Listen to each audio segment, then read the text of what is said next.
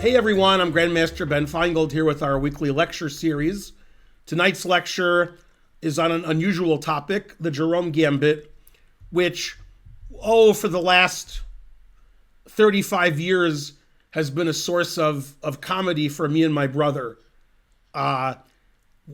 Whenever he hears about something silly, he says, well, that may be silly, but it's no Jerome Gambit lecture. And now I'm giving a Jerome Gambit lecture. So the Jerome Gambit may not be sound, but neither is my lecture. So that's okay. Anyway, I want to thank our sponsor who's with us live, Michael Jiang. And he has a very complicated message that has at least one or two inside jokes. And the message is happy birthday to Tyrus McCartney, who's also here, from the city of brotherly love. I guess they used to call Philadelphia that. Now I'm not so sure. You may always find King G7.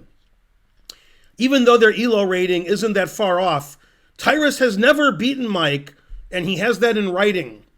And I'm sure that's at least 100% true. At least. Maybe 110%. You got to give 110%. Now, what Michael didn't know, unless he did know, so then he did know, is there's a website devoted to the Jerome Gambit.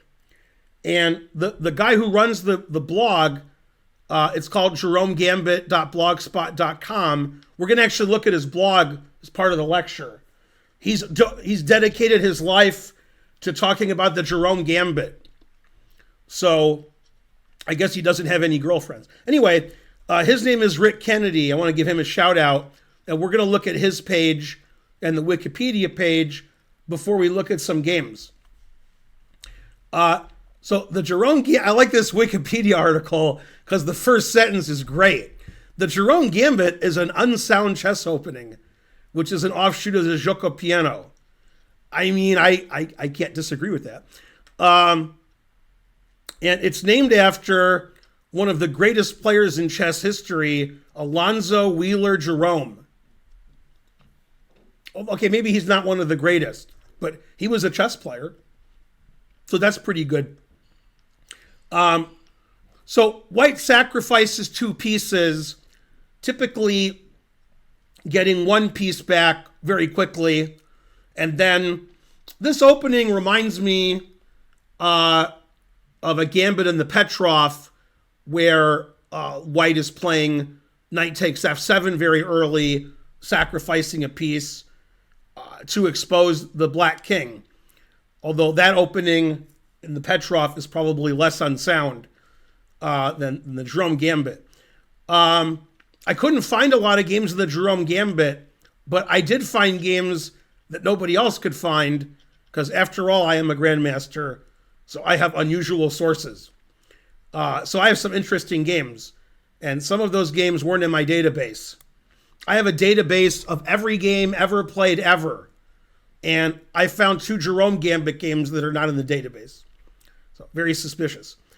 The guy in question was from Paxton, Illinois, a city I haven't heard of. Coincidentally, if you said, who's the best mathematician who's a chess player, or who's the best chess player who's a mathematician, the answer is probably Paxton. And his name's Aaron Paxton. Well, actually, his name's Pixton. That makes my joke less funny. And Paxton, Illinois, haven't heard of it. And there was some discussion about this opening in the 1800s, which is like the last time it was played in a slow game. And Blackburne, who was one of the top players in the mid to late 1800s, I think confused it with another opening, which is funny. And it's talked about briefly in some treatises, and sometimes there's like a tournament that's dedicated to the Jerome Gambit.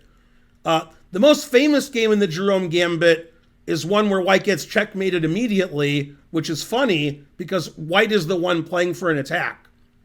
And that game wasn't the best game ever played. I think it was the second best game ever played.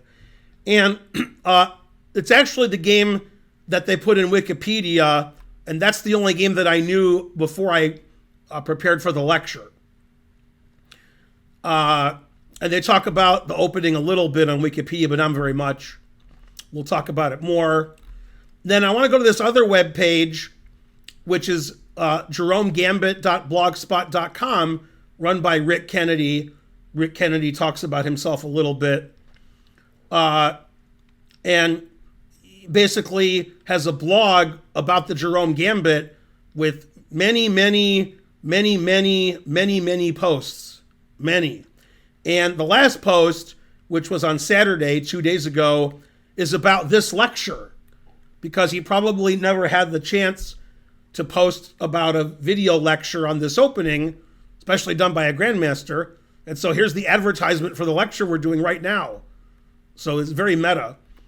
And he talks about the Jerome Gambit, games that were played throughout history. And you'll probably learn more going to the blog and reading it for hours about the Jerome Gambit than you would watching this lecture. But at least I'm telling you about it.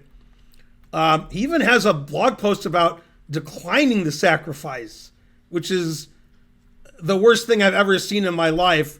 And I've seen Mr. Belvedere naked. I mean, so it's just terrible.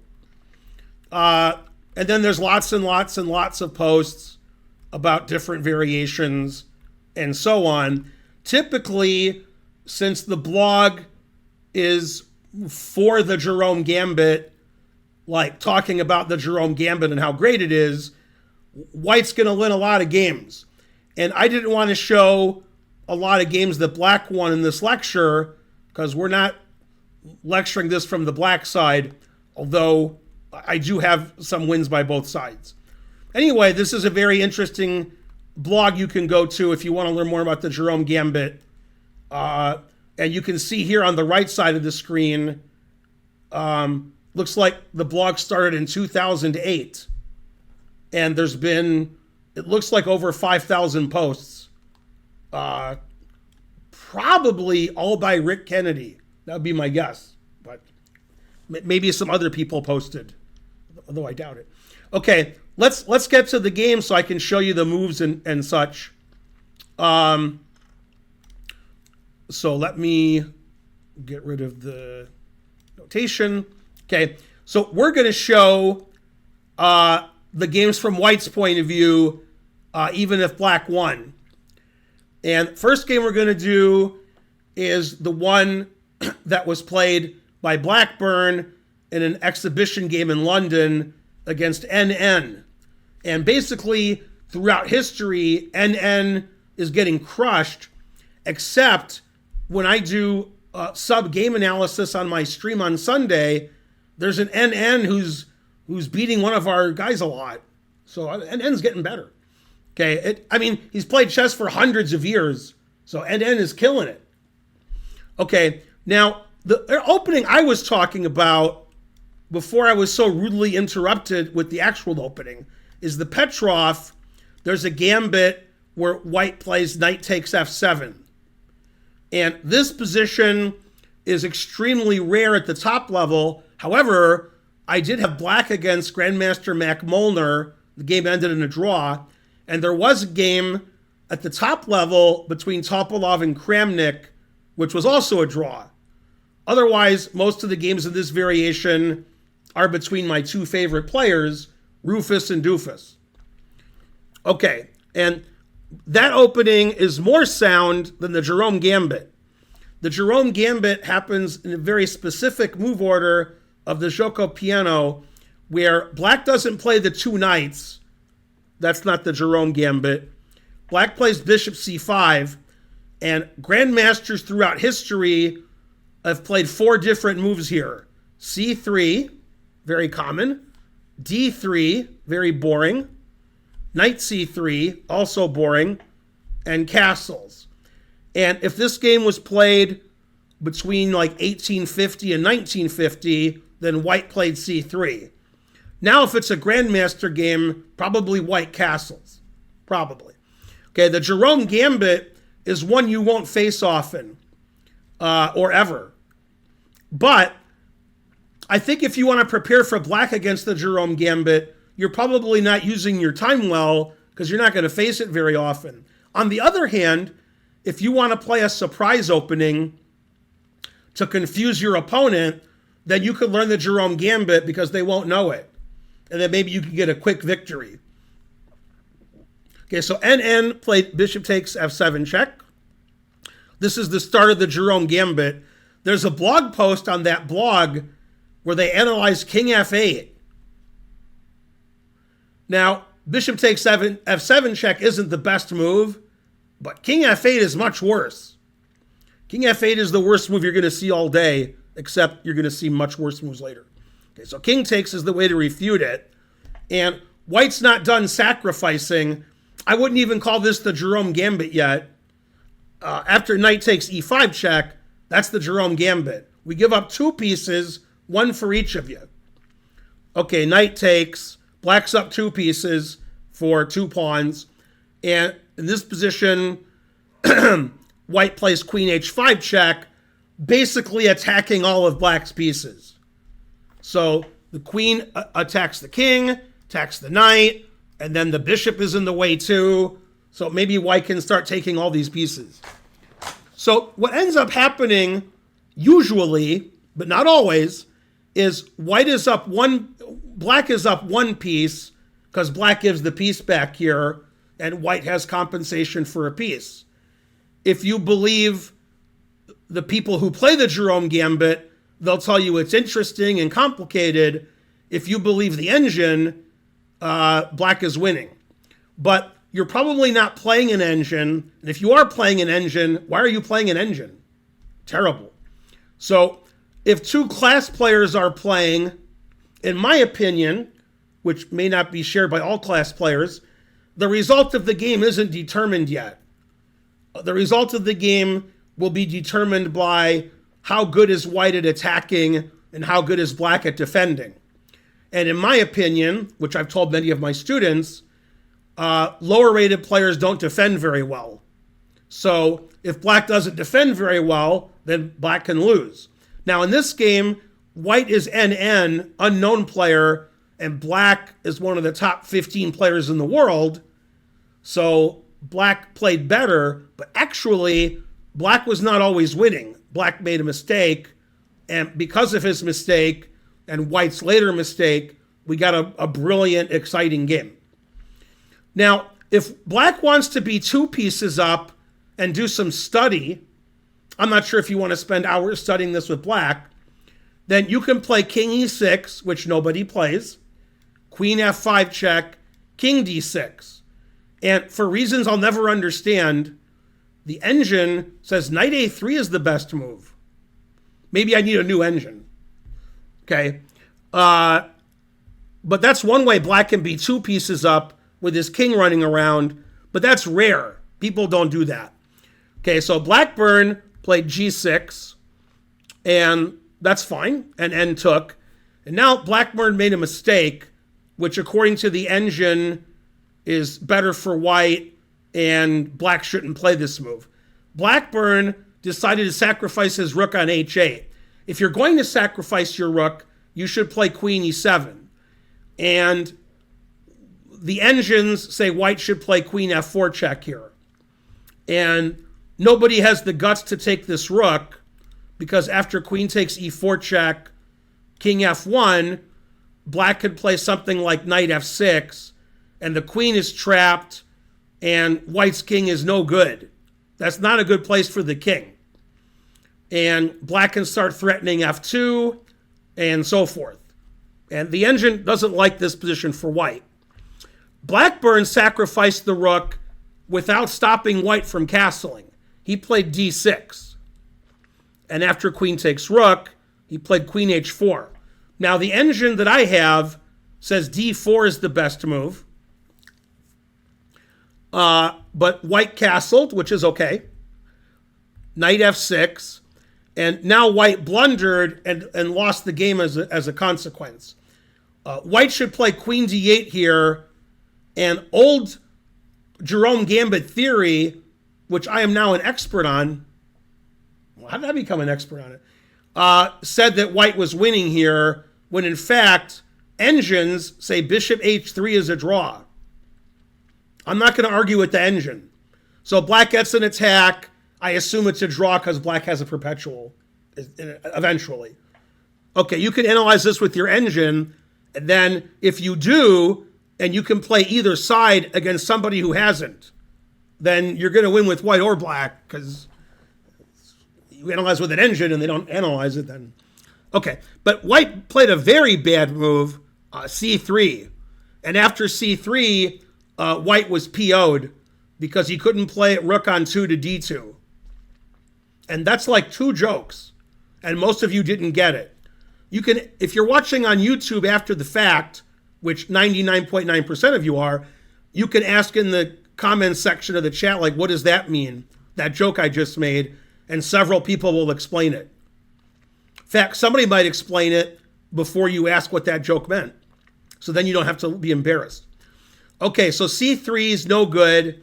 Blackburne played knight g4, and now black is winning. Black's threatening f2 and h2. So what h2's mate. So h3, bishop f2 check, king h1. And Blackburne played a brilliant move here, bishop f5, which gives black a discovered attack on the queen. And the queen has nowhere safe to go except to take the rook. If the queen goes anywhere else, I can take the queen. I'm not saying I would take the queen, but so queen takes rook, and Blackburne ended the game brilliantly.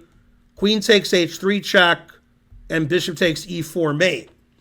Now, because of this game, in the late 1800s and early 1900s, people said, man, you play the Jerome Gambit, and you're playing for an attack, and you get mated. Terrible.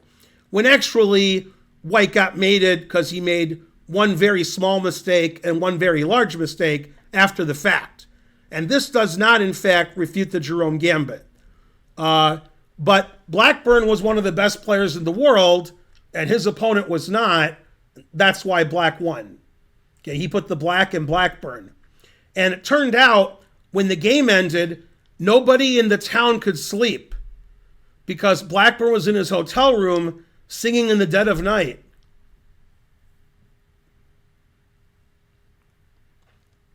Okay, and if you didn't get that joke, which you didn't, somebody in the chat in the comments will explain it to you. Blackburn. Did they take his broken wings and did he learn to fly? That's correct. Take these broken pieces. Okay, so now we'll go to the next game. And the next game is very funny because the only grandmaster who I found playing the Jerome Gambit, they might take his grandmaster title away, but he's from Canada. So, Canadian grandmaster, with the exchange rate is sort of like an FM, I guess.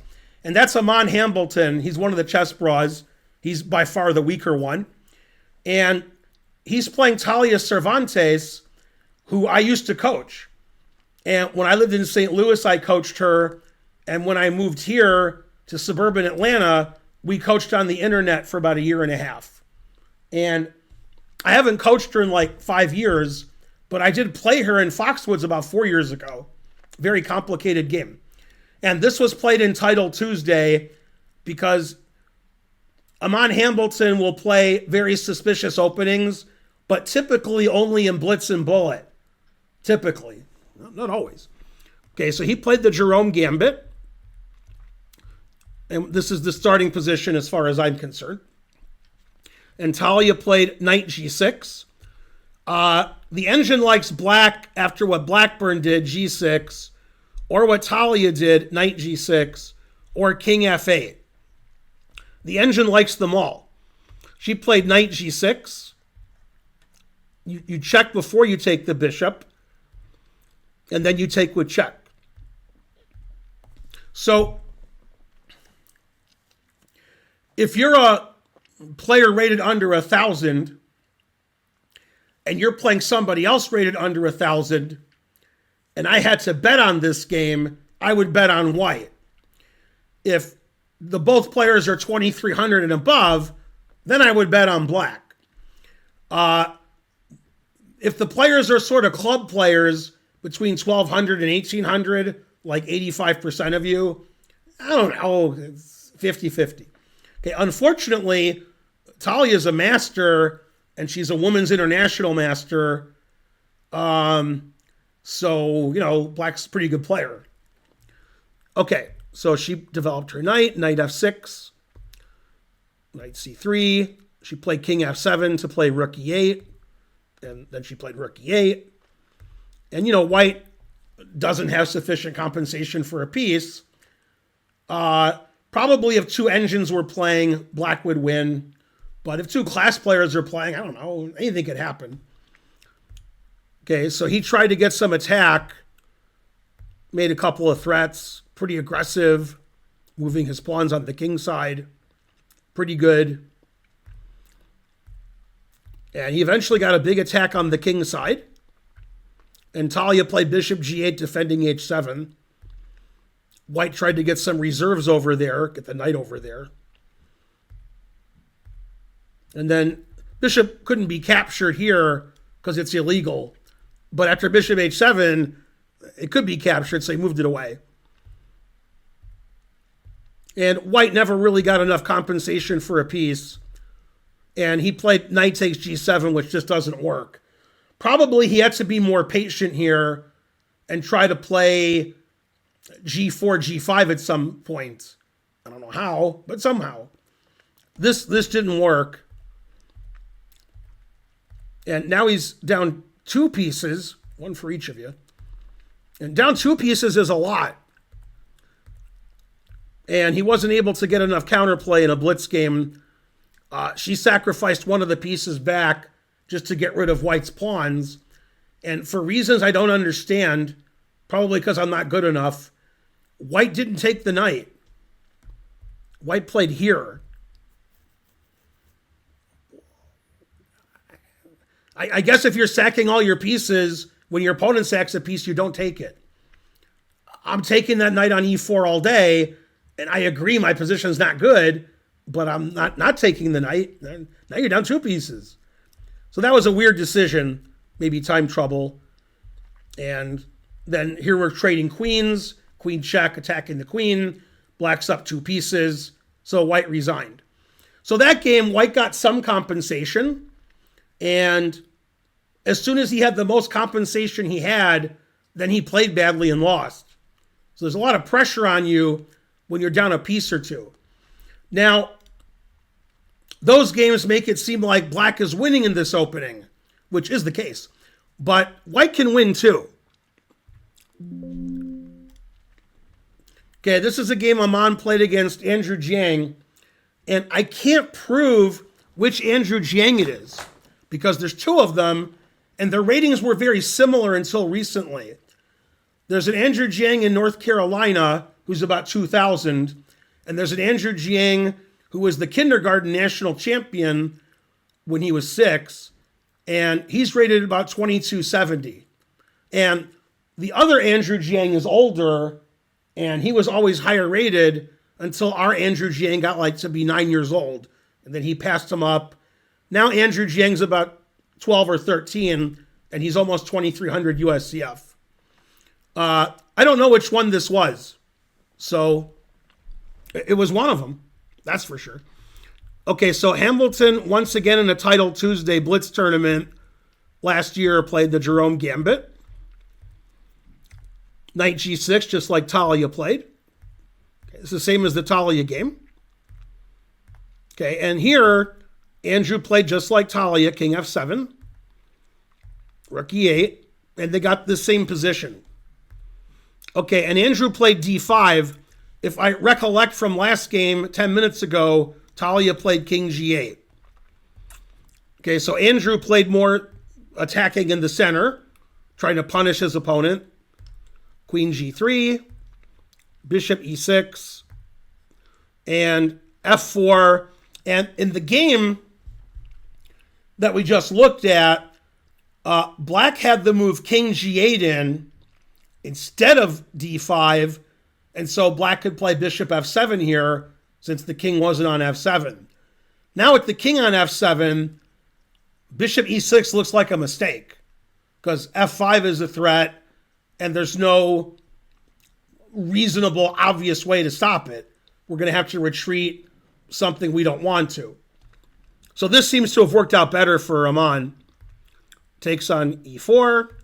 f5 wins a piece. Black's already up a piece. And strangely, we have this position which has equal material. And I guess I like white because white can play bishop g5 and double rooks on the f file, and this rook on a8 isn't very good. So black gave the piece back sort of by force, and then I think got just a little worse position. And then he sacrifices another piece. Obviously, black didn't want to face bishop g5, so he played h6 and had to face this. And white's a piece down again, but white has a lot of attack. Doubled here, queen takes c7, knight e4, etc. Queen f3, lots of attack going on here against black's king. Rook e6, knight e4, and I don't see how black escapes this. Rook e8. Rook e7 is ridiculous. Could just resign. Check.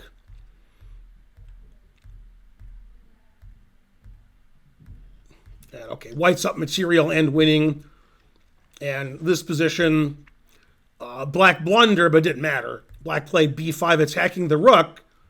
And Aman said, oh, my rook is attacked? How about rook e4? And this was first played in the game, The Truth versus It Hurts, with The Truth winning. And here Andrew resigned. So white got a lot of compensation that game for the piece. Black's king never found a safe haven. And eventually, white won the piece back. White sacrificed again for a bigger attack. And then white won a lot of material with the open black king and the safe white king on h1. So this is like a Jerome Gambit masterpiece. Black was always defending. White always had an attack. And black couldn't handle the truth. Now remember, these are blitz games. And the main reason is it's hard to find a slow game between two good players in this opening. Doesn't mean you shouldn't play it. It just it means you should play it. Okay, here's another Hambleton game. And then I have the secret game that I found. This is against a 2000 player, Titled Tuesday from 3 years ago. Okay, and he played king f8, which we haven't seen yet. We've seen knight g6, we've seen g6. King f8's good, takes, d6, queen g3. Black's up a piece for 2 pawns. Black can't castle. And whenever Aman plays this with white, he's always looking for long-term compensation. He plays knight c3, d3, f4, and gets an attack against the king, which he hopes eventually will pan out. And unlike the other games, Aman castled queenside this game. And black hasn't done anything to get his king safe or his rooks out. So here I think white has good compensation, although I would still prefer to be black here because I like having an extra piece. But it's not easy to defend in a blitz game. Maybe in a blitz game it's better to have white because white's just going to attack the black king and black has to defend accurately and maybe counterattack against white's king. And right away, I don't like what black did. Black played bishop f7, which is okay. And then he played a5. That's a little slow. b5, and then white is attacking with tempo, and black isn't really getting an attack against white's king. White's king is fine. So black's king is going to get attacked immediately. Okay, knight h5 attacking the queen. Queen attacks the rook. Rook goes to c8, e6. I mean, white's just crashing through on the king side. g4. So black gives the piece back, hoping to get some attack himself. And Aman just takes the a-pawn because Aman wants to play bishop b4, which skewers or pins the queen to the king. Take the knight whenever I want. King g8 takes. Now, white is up 3 pawns. And also I like white's position better. c3, Rook G1. Black just doesn't really have an attack. There's nothing black can do to attack the white king. Queen C5. And that was the only attack of the game, was attacking the C pawn. Black gives more pawns away, and white is totally crashing through on black's king. If you're going to play the Jerome Gambit, this is a game you should memorize. How white prosecuted his attack, and black played A5, B5, C5, C4, and had nothing. Whereas white played E5, F5, E6, G4, H6, and completely winning. F6. Now, if you're under 18 and you're watching YouTube without your parents' permission, you can't look anymore.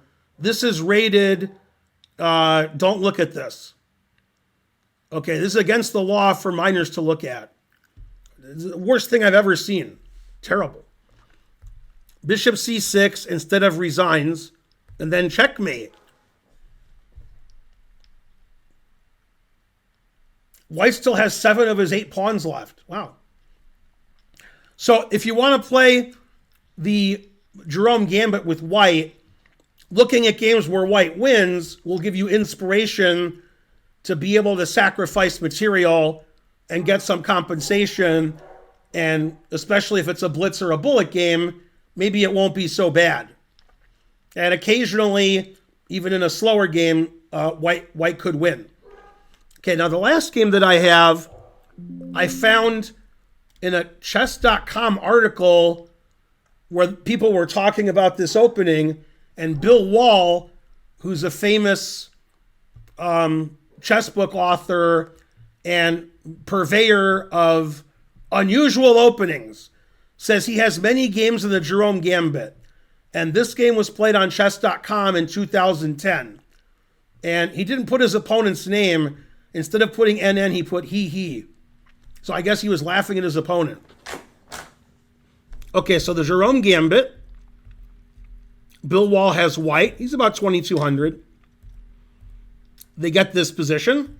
Knight G6, which black did well with in other games. Check. King E8 we haven't seen. We've seen King F8. So we've seen this position with the king on F8. C6, very slow. And the thing is, when you're a lower ranked player, these positions are hard to play with black because white plays D4, F4, F5, E5. And you have to play accurately. You can't just play la, la, la, la, la, and then you get run over. So typically, in these kinds of gambits, what black should do is play C5 so that white can't just easily play D4. Because D4 is part of white's initiative, getting the center and playing E5 later. So C6, I don't know what the point of that is. F4, Knight C3, King D8, D4. White has tremendous compensation for a piece. Even if 2 super GMs were playing, I don't think white's doing badly here. So here, black didn't play King F8 or King G8. Black played King E8, King D8, and never found king safety. So he actually lost pretty quickly. King C7, F5. White's moves are easy. I push my pawns and attack knights. And the knights have nowhere to go. So Knight F8, terrible. E5. Man, I'm going to start playing the Jerome Gambit, which I can do on my stream because I play Blitz and Bullet against players with 3-digit ratings. So if I play the Jerome Gambit, I'll win even quicker. Okay, so then takes. This is already lost for black. Knight G4. Queen D4, threatening the knight on G4. And we're ready for knight takes E5. Played knight H6. If you play knight takes E5, I have bishop F4. I have this rook coming to E1, or this rook coming to E1, and it's not going to be good. So he played knight H6, also not good. Now, if you're a student of chess and you love chess, do you remember which knight is the queen knight and which is the king knight? And the answer is fries. And whatever the answer is, I don't know what it is. I got nothing. I don't know which knight is which. Okay, so knight h6, f6, always play f6. I like the way white plays. Push, push, push, push, push, push. Black resigns. Man, tough game for black. Takes, bishop f4. Taking on f6 is good, but bishop f4 is stronger. Now, in this position, white is threatening e6 discovered check, and e takes f6 discovered check. And if you take this, you lose all of your pieces. Remember when black had pieces? Now black doesn't have pieces. Black has to take, check, wins the rook, and then all these pieces are going to fall too. So after bishop f4, in this position, black resigned. So terrible position for black, and very nice win for white. I guess if I was black, I would play knight e6, then take with check, then knight takes, then they take my queen, and then I would resign. I would resign here. But they resigned here, which is more interesting. Because, you know, black has a lot of moves, but they all lose immediately. So a crushing victory where black never got a safe king, black never moved their rooks, black never moved the bishop, and black made a lot of knight moves, which was recommended by Bob Seger, but Bob Seger wasn't a good chess player. Or it turns out he wasn't. Maybe somebody in the Silver Bullet Band was. It's possible. And so forth. And Bob Seger sang a song about this game, and it wasn't knight moves. It was, we got two knights. Why don't you resign? Terrible. Anyway, I hope you liked that Jerome Gambit lecture. Make sure you go to the blog spot to learn more, jeromegambit.blogspot.com, and you'll see a lot of Jerome Gambit games and analysis. And you could post to the blog spot too, I guess. Who's going to stop you? Not me. I want to thank our sponsor again, Michael Yang, for sponsoring the lecture. If you want to sponsor a lecture, contact my wife, Karen. Her email is karen@atlchessclub.com. And if you're watching this on YouTube, please like and subscribe and leave a comment. And I'll see you guys next time with more weekly lectures. Thanks again to our sponsor and everybody watching. Bye, everybody.